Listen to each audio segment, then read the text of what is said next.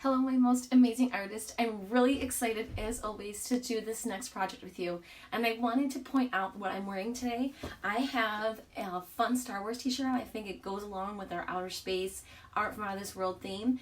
And it actually is made in the style of artist Vincent van Gogh, who is my very favorite artist. My hair thing is also Vincent van Gogh that I have in. And it's my favorite painting I ever did, Starry Night. And then I also have Van Gogh earrings on, made by the lovely I Art My Job, Tasha over there. So anyway, there's an art teacher that I'm going to feature today, and there's an artist that I'm going to feature today. On Instagram, I follow lots of different art teachers, and we kind of balance and throw ideas off each other and help each other out all the time. And one of them is Alyssa from Miss Tice is Nice. And she had this project up one day that I thought was really cool. Let me see if I can bring it up.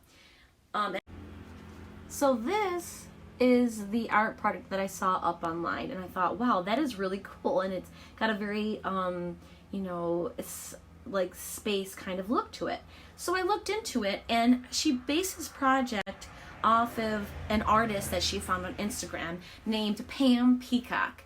I'm going to show both their Instagram handles in a few minutes too, so that you can go ahead and follow both of them and check out all their artwork and their ideas. So we went to Pam. These were her artworks that she had created. Now, Pam Peacock is from Atlanta, Georgia. She is an illustrator, a painter, a muralist. She's also a graphic designer, and her artwork is just amazing, very intergalactic space, even the space kind of robot looking things, like her artwork. So here is my take on the art project that Miss Tice is Nice had created. Now this is the first time I'm sharing an art lesson with you guys that I hadn't made up myself, and that's okay, because not every teacher creates and makes up their own thing all the time. It can get a little tricky, so sometimes you like to share ideas. So Miss Tice is Nice is the one who developed this art project, and I'm doing it a little bit differently with you, but for the most part it's the same. So this is what we're going to be creating. Now this is a layered piece of art. You're going to learn different watercolor techniques, and if you've been following my videos every day, you're actually going to have a lot of review in the watercolor techniques for this project today. But this is all basically torn paper, cut paper, and glued. The supplies you're going to need are watercolor paper, watercolor paint, salt, plastic wrap, a straw, a black marker, white drawing paper. Now, if you don't have watercolor paper to use for the watercolor paint, white drawing paper, whatever paper you have will work. It'll be fine, so don't worry about that. So I'm going to show you the Instagram handles for the art teacher Miss Tice is Nice and for the artist Pam Peacock, so you can go check them out if you are able to get onto Instagram. So there is Miss Tice is Nice. She is the art teacher that developed this art project, and you can go check her out and look up her stuff on Instagram. And then this is the Voyager Peacock. That's Pam Peacock's Instagram handle. You can go on her Instagram page and check out all the beautiful artwork she has created. Now it's time to get started on the project today, so get ready to make this fun intergalactic space scene. We're going to begin with either using watercolor paper or drawing paper, and you're going to paint it a dark space type color like black. You can blend other colors in like purple and blue if you want as well. So you're going to start by wetting your brush and dipping it in the watercolor paint. Now we're going to grab some salt and put it a little bit in our hand and then sprinkle it over the whole entire wet painted paper. This is going to create sort of like a star type look to it. Now just set that paper aside and let it dry. Now for the next technique, we're going to do some sponge painting. So dip your sponge in water and squeeze it out so it's basically dry or almost dry. And then dip it in the watercolor paint you want to use and start dabbing it or sponging it in the paper. And dabbing is when you're going up and down. You're not wiping it, you're dabbing up and down. Press it up and down. I like to use two different colors when I do this technique. Now I'm going to do about half of the paper. My artwork is going to be facing horizontally, like side to side, the long way. So I'm painting my paper that way so that it fits across the paper. So make sure you pay attention to that.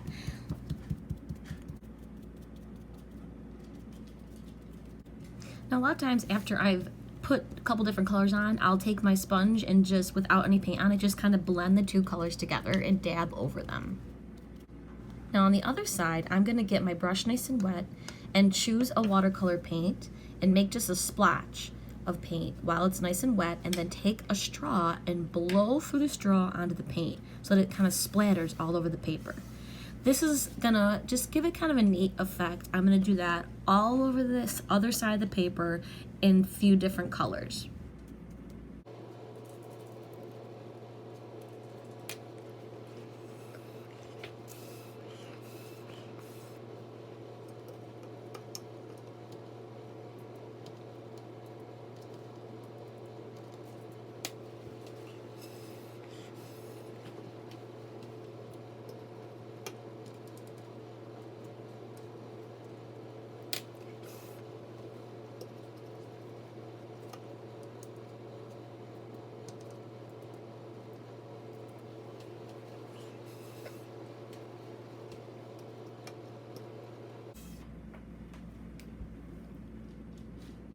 Now for the next step, we're gonna need plastic wrap, but first we're gonna paint the paper. I'm again gonna paint, probably about a little bit more than half of the paper, and you can choose any color. It's gonna be another area of your space landscape. Mine's gonna be some mountains, but really crazy ones. I'm gonna do some red, and then once I've painted it, you could use different colors, one color, whatever you want. Then you're gonna put the plastic wrap on top. So now you're gonna rip out the plastic and wrinkle it over top of your painted paper, and you're going to set that aside to dry as well, just like the other papers you've been painting. And once it's dry, that's when the effect will really... Now I'm tracing some round things I have around my house to make some other planets that are going to be off in the distance or in the space sky. So I'm just going to trace circles or draw my own circles. And I'm just going to wet the circle, like each one of the circles, and just kind of throw some color on top and kind of play around with the colors that I choose.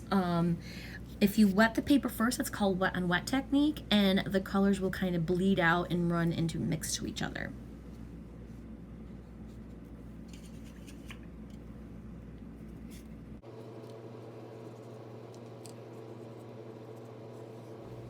Now once those are finished, you are gonna set the paper aside to dry again as well. And now I'm gonna take white drawing paper and begin drawing my crazy robot. I'm just gonna show you a way that I'm drawing it. You can do yours anyway. I'm starting with a half a circle shape. Maybe you want a rectangle shape for the base of the robot. Maybe you want a round one. Now I'm adding like leg type looking structures, and I'm just creating a zigzag basically. So I make a zigzag line and then another zigzag line that runs parallel to it. So just think, you could just be super creative and do it however you want. You want it to kind of look like metal, like it's put together as well. So I'll be showing you details you can add that way. Now I'm going to start creating some crazy arms that are coming off this robot. So again, I'm making like a wavy line and then another one next to it. Now these lines I'm adding to the arms are giving it more of that kind of metal put together look also. I'm also adding like little claw type shapes to the end of each of those arms I created. And again, putting stripes in that. So think about all those little details. Really use your imagination and think, man, if I had some crazy robot in outer space, what would I want it to be able to do, or what parts would I want on it? I'm going to add details like windows to the base of my robot. So I'll add like a window, and then I'll, in whatever shape I want, a circle, a rectangle, whatever, and then I will make a larger one around it and put dots. Those dots are going to signify bolts, like steel or metal that is put together. And I can even add things like lines to separate the metal, and more bolts in it, more windows, however you want to do that. Then I just continue to add details like bolts and lines to show like sheets of metal.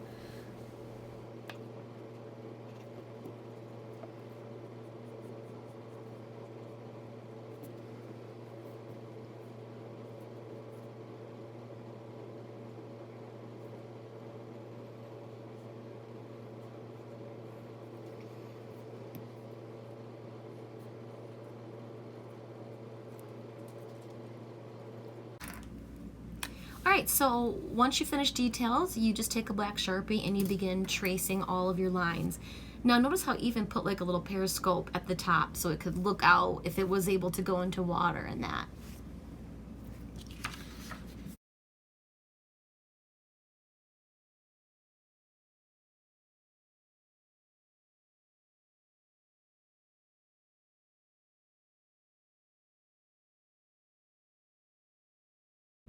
Now I'm gonna cut that whole robot out.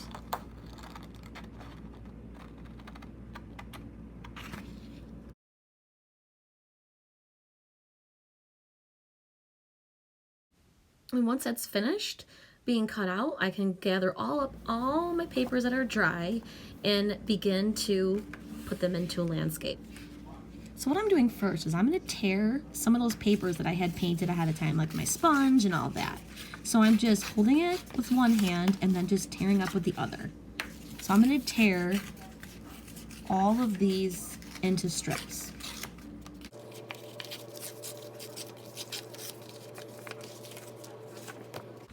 Now with this next paper, I'm actually gonna draw like a mountain type shape, but you could also tear this. It's totally up to you how you wanna do it.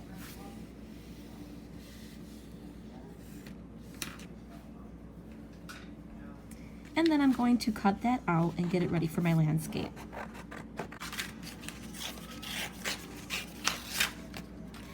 Now I'm gonna start with my first piece. I like to find a flat bottom piece and just kind of plan out my whole picture and then put it at the bottom first. So I'm putting all these papers over the black painted sky.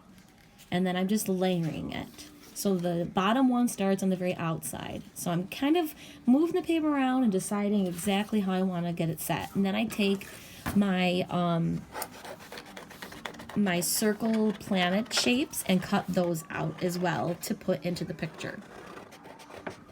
So once I've got it all planned out, I'm going to start to glue my objects down to the paper. So I kind of can start with the sky if I want to first, but typically I'll start like towards the bottom. So what I'm going to do is I'm going to take my first piece I put at the bottom, and on the very back of it, only on the ends, I'm going to add some glue. Just on the two ends. And then I'm going to stick that down at the very bottom. Now we're going to be doing layering and overlapping, and that's when things are kind of on top of each other, but you don't totally cover them. You make sure you can see a little bit of both papers. So again, I put glue on the two ends, and I'm going to tuck it under my last piece. So kind of lift the first one you glue down and tuck this one into it. I'm going to do the same thing with the next piece I add, which is good for me, is going to be my mountains. So again, I put my glue on the ends, and then I lift up the last piece I put in and tuck it under and behind. And then press it down, make sure that glue sticks really good. Then I'm going to continue to add my planets and anything else in my picture.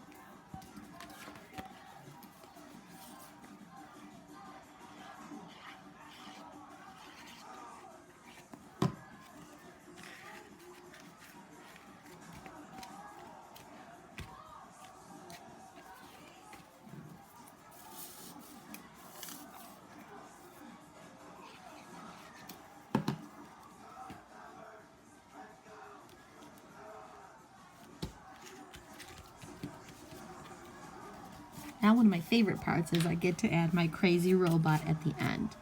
I'm just kind of touching it up, make sure it's all the way you want it.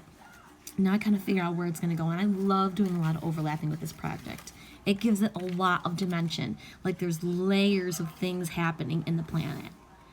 So make sure you really cover where to go with that glue.